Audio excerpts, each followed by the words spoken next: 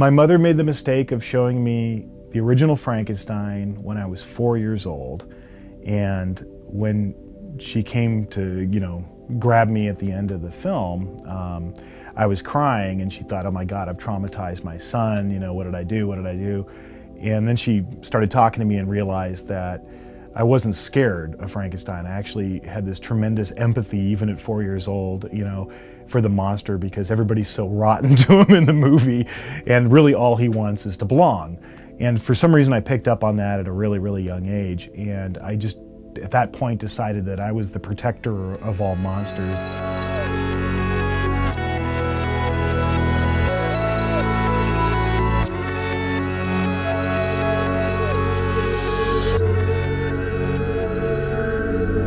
I'm a creative director for the theme park for Universal Studios, which is basically a carny or a professional 10-year-old. I think what these particular characters, and it's what a lot of horror movies forget in the modern era, is that the great power of the Universal Classic Monsters is that all of the characters, with the exception of maybe Dracula because he was pure evil, almost all the other characters are sympathetic. If you have, Frankenstein didn't ask to be created. He was stitched together from the, dead parts of criminals that were hung, and then given life. And then through the whole movie, he's just trying to find out where he belongs in life. And everywhere he goes, he's greeted by the people who supposedly aren't monsters, but they act like monsters. They're trying to kill him and harm him. Through all of the Frankenstein movies, that theme runs. And the same thing with, Phantom of the Opera. It's all about love. So I think there's great power in that because people can empathize with it. I think that's why I relate to him so much.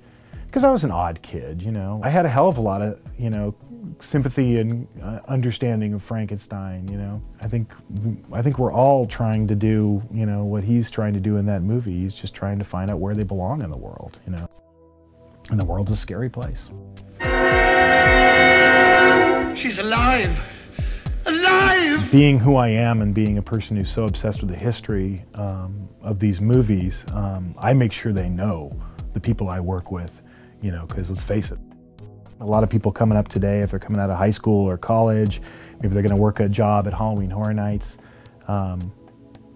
there's a lot of them who have no clue who Bela Lugosi was, or Boris Karloff, or what Frankenstein was, or Dracula. I'm sure they know the name, but they've never seen these films. And we do a thing at Halloween Horror Nights called Terror Tram, where we let people get off the tram and walk through our back lot. It's the only time of the year we ever do this. And we let them walk right past the real Base Motel and the real Psycho House. And I give a speech every year to all of those people that are going to be in this cast and let them know you are standing right now in the place where the horror movie was born.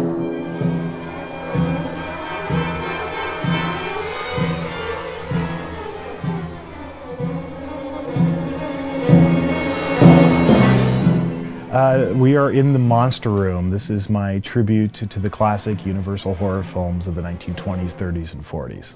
This is pretty much my sanctuary. If I need to write, come up with ideas for Halloween or come up with ideas for work, I usually come up here. I think part of the reason people collect weird stuff like this is it's kind of an attempt to recapture your childhood. I grew up with all these characters. They're, from the earliest times I went trick-or-treating, I was either Frankenstein or the Mummy or any of the Universal Classic monsters. And as we get older, the more and more, you lurch towards adulthood and beyond, and all the responsibilities life has that come with it. Especially if you create things for a living and have to act like a 10-year-old, you need to stay in touch with your childhood. So this has always been my touchstone for, whenever I need to get back in touch with why I wanted to do this in the first place. This is where I go to be most at peace with myself.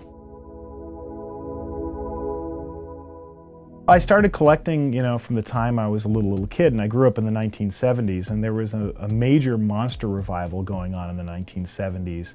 All of the movies were being rerun on television, and that's when you saw a big push when the first kind of toys started coming out. There was little stuff, occasionally things that would show up in the 50s, early 60s, especially with the Aurora monster models. I think that was probably the big kickoff point. But then there was just this flood of it in the 70s, and you know, now it still continues. I'm absolutely amazed that every time I turn around there's a new monster product coming out, and now they're being made much more elaborate and much more like the actor's likeness from the movies. So even if I wanted to, I don't think I could possibly track down every single Universal monster toy, although I've certainly tried. I think the films are art, no question. I think, you know, The Bride of Frankenstein is a classic piece of art. I think, you know, the classic Aurora monster models are so iconic now that I think they've maybe pop art. I don't know if they're true fine art. I look at, you know, the bust of Bela Lugosi, and I think that's art, absolutely. You know, that's an amazing achievement for the person who sculpted that. You know, the Frankenstein figure with the bride, it somehow captures that great moment in The Bride of Frankenstein where the bride has just come to life in the lab, and Frankenstein kind of comes up to her and just puts his hand on her shoulder, and right after that she does that classic scream, and then he blows everybody to hell.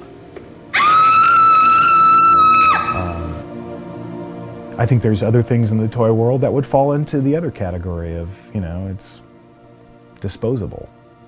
You know, it depends on, you could, you know, this survived because I cared about it as a kid. A lot of these pieces were things, you know, when you're a kid you play with things, you grow older and you discard them.